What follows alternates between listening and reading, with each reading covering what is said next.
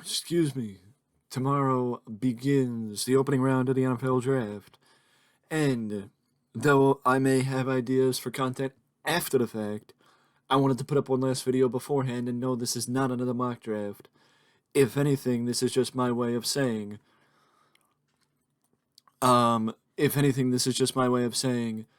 who should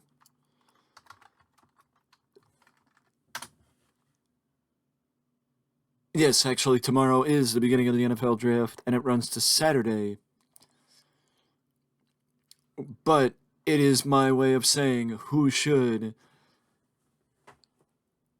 trade up, who should trade down, who should be open to trade down, and just final thoughts on this year's NFL draft. And with that being said, I just want to say again that I am not perfect with my contradiction. I am not perfect with my contradictions or expectations.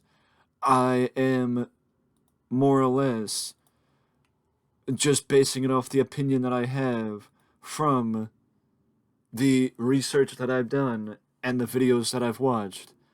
But either way, I'm using this as a way to show, to show the names and show the draft order. Right now, the Washington Commanders, Chicago Bears, New England Patriots, Arizona Cardinals, and Los Angeles Chargers are the top 5, with the Giants, the Titans, the Falcons, the Bears, and the Jets closing out the top 10. A lot has been made over the last couple of weeks of who's going to go number 1, who's going to go number 2, where are the top 3 quarterbacks going to land. Drake May, Caleb Williams, and Jaden Daniels. I don't think anybody has any expectations now outside of the fact that Caleb Williams will end up with the Chicago Bears at number 1. And right now it seems like Jaden Daniels from LSU will end up with the Washington Commanders at number 2. But a lot has been made about the idea of trading. And a lot specifically has been made about the potential possibility of the Patriots trading number 3, the number 3 overall pick, and trading back out of the top 5 and even out of the top 10, which I'll get to in a second. But the Minnesota Vikings seem to be the top choice to take the first round pick of the Patriots and move up to the top 3 from pick 11 and pick 23. Basically, they would move pick 23 and pick 11 and trade with the Patriots up to number 3. And now the question, but the question is also, what about the Giants? Because there are rumors that the Giants may want to move up. There are rumors that the Raiders may want to move up. There's rumors abound with a lot of people wanting to shift around their picks. And I think there's going to be a pretty decent amount of people trading back and people trading forward. But I think that there's no team that needs to trade up more than the Minnesota Vikings. The Minnesota Vikings unquestionably need to move up and take advantage of the open window of competition and being competitive that they have right now, because if they don't, they risk losing that window. They risk losing that window of competition. And if they are willing to lose that window of competition, that would be a bad thing, especially with the fact that they have the best wide receiver in the NFL in Justin Jefferson on their team and under contract. So they need to take advantage of that while they can. But also with the fact that the NFC North houses the Detroit Lions, the Green Bay Packers, and the Chicago Bears. The Bears are going to get better in this draft. The Bears are going to get better in this draft with Caleb Williams and whoever they draft number 9. But the Packers have gotten better. The Lions are still on the upswing. So the Vikings need to keep pace with their division mates and keep honestly, they need to make that division the most interesting division in the NFL, with it being a wide open circle of 4 possible teams making it to the postseason in January next year for the 2025 postseason. But the fact of the matter is, if the Vikings choose not to move up, they're risking Justin Jefferson not wanting to be there. They're risking losing the opportunity of having TJ Hockenson, Jordan Addison, and Justin Jefferson as their wide receiver core and not taking advantage of it. They are risking squandering an opportunity, and I think that moving up to the pick number three pick, and only having to trade 2 picks this year and a pick next year, probably, maybe throwing in maybe a mid-range pick or something like that. It's not a tall order for the Vikings. It's probably the smartest move they can make, and would make their trade with the Houston Texans to get the 23rd overall pick sound even better, in my opinion. But also, in my opinion, the Patriots don't need a quarterback right now. The Patriots don't need a quarterback right now, and they would benefit much more having 2 picks in the 2024 NFL draft than just having 1. And they would be able to rebuild more of their team with 2 picks in the NFL draft as opposed to just 1. They need so many things. They need to improve so many things, including getting a wide receiver. So this way, when they get a quarterback of the future, the wide receiver has somebody decent to throw to. And I'm not even talking about Rome Odunze or Marvin Harrison Jr. or Malik Nabers. They don't need to get those guys. They can get, because the wide receiver core in this draft is so deep that they could pick somebody at 23 and pick a highly touted defensive end at number 11, or they can go with a wide receiver at number 11, because I do genuinely believe that either Brock Bowers or I don't know if Malik Nabers or Rome Odunze will still be there at number 11, because I genuinely believe that Marvin Harrison Jr., Malik Nabers, and Rome Odunze could go 4, 5, and 6 to the Cardinals, Chargers, and Giants, respectively. I could also see the Chargers trading back, because they may look at it as they want to build the team differently than we're expecting. But I also genuinely believe that I think that the Chargers could go with Brock Bowers. I think that this draft is very important for a very large amount of teams, including the Bills, the Rams, the Chargers, the Patriots, the Giants, the Jets, the Vikings, the Commanders, the Bears. The list goes on and on and on. That the Raiders, the Broncos, because it's clear with what we've heard about the Bears. The Raiders, sorry. I knew I'd get there eventually. It's clear with what we've heard about the Bears. Why did I just say the Bears again? It's cleared from what we've heard from Tom Telesco and the Raiders that the Raiders don't want to stay pat and be mediocre every year anymore. They want to start winning. And the fact of the matter is, I don't know that trading up and not shooting for like a J.J. McCarthy at their draft pick or a Michael Penix at their draft pick at number 13 and shooting there, because who knows if the Broncos are going to go for a quarterback at this point. I don't know that they're going to go for a quarterback and not just stand pat with their quarterback room that they have, bust for a year, and then come back next year. I think that would probably be best for the Broncos, and pick in the top 5. Set yourselves up to pick in the top 5 next year and just full-on rebuild, because with the cap problems that they're going to have for the next couple of years because of releasing Russell Wilson, it makes more sense not to try and go all in now.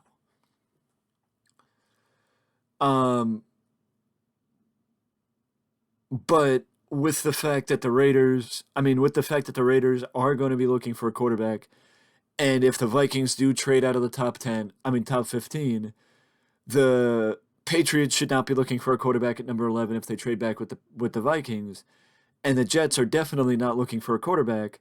So that opens the door for the Raiders that they could pick J.J. McCarthy at number 13. It's just a question of if picking a project quarterback at number 13, like J.J. McCarthy, is the right decision. The reason why I think that this is a big draft for the Rams is because their window of competition is not being competitive is not going to stay open forever. And legitimately, them being a threat to the 49ers in their division is not going to be something that is going to be around forever. And I think I said this the last time we did a mock draft that I'm not saying the Rams need to pick a quarterback or the heir apparent to Matthew Stafford in the first round, but I do think that the Rams should pick a quarterback in this draft that could be the heir apparent to Matthew Stafford because Matt Stafford is not going to be around forever. The Bills need to start rebuilding. And I would genuinely think that maybe trading back for the Bills just to get some more draft capital would not be the worst thing in the world, because even though you would say, well, trading back at pick 28 like the Bills are might be a little difficult, but I don't think it's impossible, to be honest with you. I don't think it's impossible, and the reason why I think they should is because I don't know how many draft picks they have, but they need to do what they can to rebuild in this year's draft because they lost a lot of people. They lost a lot of people. The Chargers, again, lost a lot of people. They need to rebuild. I have faith that Jim Harbaugh will figure out a vision for his team and use the draft to start crafting that vision and how he sees the Chargers as winners. But I don't think 2024-2025 season is when we see the Chargers as a winner. I think, if anything, the 2026-2027 season, so 2 years, will be when we start seeing the Chargers show signs of being winners. And unfortunately, that means that we're going to be seeing it at the tail end or closer to the end of Justin Herbert's prime rather than right in the mix of Justin Herbert's prime. But I think that the main thing for the Chargers is to start getting Justin Herbert quality wideouts to throw to. And I think, honestly, this might be a hot take, but I could see the Chargers trading back. I don't know that the Chargers would trade back with the Vikings, because if the Vikings are looking for Drake May or Jaden Daniels, then both guys will likely be gone if they don't trade back with trade up to the Patriots spot. I mean, maybe I could see the Raiders trading up, but again, if Drake May and Jaden Daniels are both gone by then, I don't know why they would trade up with the Chargers, because I do think J.J. McCarthy going number 5 is a bit of a reach, because you don't want to put that type of pressure on a project quarterback, picking him in the top 5. I know that there are some people that question if the Giants should pick a quarterback. I don't think the Giants need a quarterback in this draft. And I believe Quinn Ewers and Shedeur Sanders are going in next year's draft.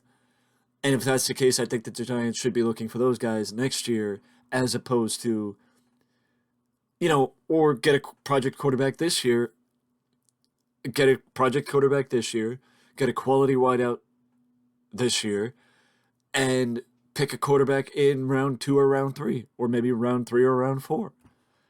Because there are plenty of quarterbacks in the draft, and I think that there's a lot of people are talking about that you could pick Bo Nix, you could pick Spencer Rattler, you could pick the kid who had a good combine in Joe Milton.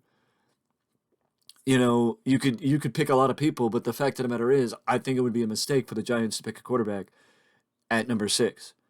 I do think the Chargers could trade out of the top 10, but I don't know who the Chargers would trade out of the top 10 with. I mean, maybe the Jets if they are that desperate to get Brock Bowers, but I don't know, because I don't know that Brock Bowers would be gone at number 10 for the Jets unless the Chargers or the Giants want to go in a different direction. I don't know. But what I do know is that this is how I think the top 10 will go. This is how I think the top 10 will go. Wait a second.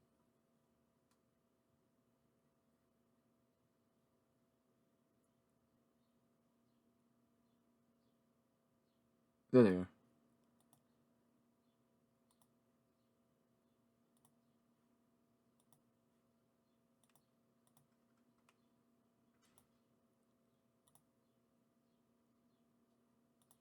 I mean, if I own all the teams, then it should be where they can't reject it.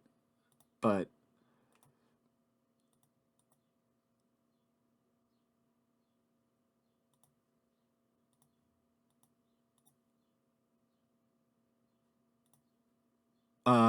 this is really ruining the process.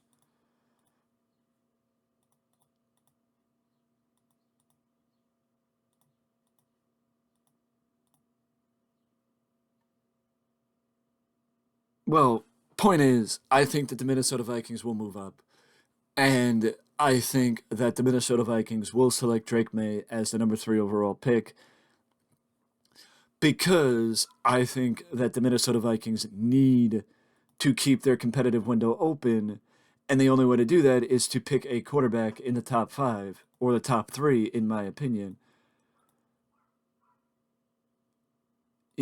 And the reality of the situation is,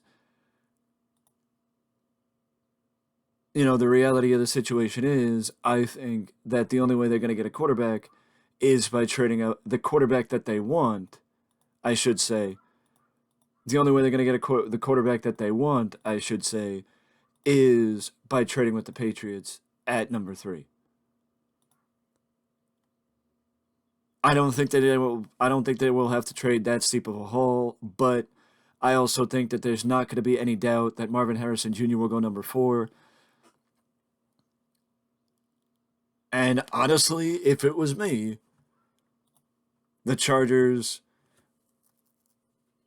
and the Giants pick wideouts, and we go 3 in a row with wideouts to the Giants, the Chargers, and the Cardinals. I also think that the hardest team to trade with, the hardest spot in the draft to get, will be the number 4 overall pick from the Arizona Cardinals. And it's not because the Arizona Cardinals don't want to trade back. The reason why it would be a hard pick to get from the Arizona Cardinals is because the Arizona Cardinals have 2 first-round picks already. So the Arizona Cardinals, in my opinion, would not need to trade back or listen to people and go that way, because if anything, they're going to be in a position where what do they need to trade back for? What do they need to listen to people and trade back for? You know what I mean? So I think that there's a potential possibility that I do think there's a possibility with the depth in the wide receiver core this year that the Chargers could trade out of the top 10. I think getting the best possible wide receiver for the Chargers would be the best idea, but I do think it's possible that the Chargers trade out of the top 10. I think that this is how it's going to be to a degree. Not saying that these are going to be who they pick, but I think this is going to be what the offensive and defensive tackles are going to go for in the draft, and Brock Bowers will likely go to the Jets. But I would be surprised if the Raiders don't try to move at least up a few picks, because if they are that desperate for a quarterback, then they may want to move up, but I don't think they will need to, because I think going and getting J.J. McCarthy higher than 13 or higher than the top 15 may be a bit of a reach, and if anything, I could see the Raiders sliding back even just a couple picks and taking J.J. McCarthy. Who's most, what is this draft most important for? Again, I think by far the draft has become most important for the Minnesota Vikings. Honestly, I think that the draft has become most important for the Minnesota Vikings because the reality of the situation is the Minnesota Vikings have a window of being competitive, And if they don't succeed in the window of being competitive, they risk losing one of, if not the best wide receiver in the NFL. It is that simple. It is that simple. And the fact of the matter is, that's why I think I would be dumbfounded to not see the Vikings move up to the third pick, trading with the Patriots. No matter the haul, risking the near future to stay competitive in what is going to be a better division and one of the best and most competitive divisions in the NFL after this year's draft. That being the division with the Vikings, the Bears, the Lions, and the Packers. I would also say the Packers risk being the bottom of the barrel, or the Lions risk being the bottom of the barrel in the thing, but also the Vikings risk losing their spot at the top of the division if they don't pick well in this year's draft. But the risk may be better than the reward. At the same time, though, judging differently, the risks are high for the Giants, the Patriots, and the Bills, because the Bills have a lot of spots to fill, the Patriots have a lot of spots to fill, and the Giants also have a lot of spots to fill. So they don't need to risk reward, move up, move down. Just stand pat, fill your team up, get the prospects to help your team win, and look at it as this year and next year as building blocks for the future. Don't rush. There's no need to rush. And to the Broncos, same thing. Don't rush. There's no need to rush. I don't know about you guys, but I am looking forward to the draft. And I will also have content coming out after the draft about my thoughts on the top 32. So with that being said, I will see you guys in the next one. And let's look forward to tomorrow and the start of the 2024 NFL Draft.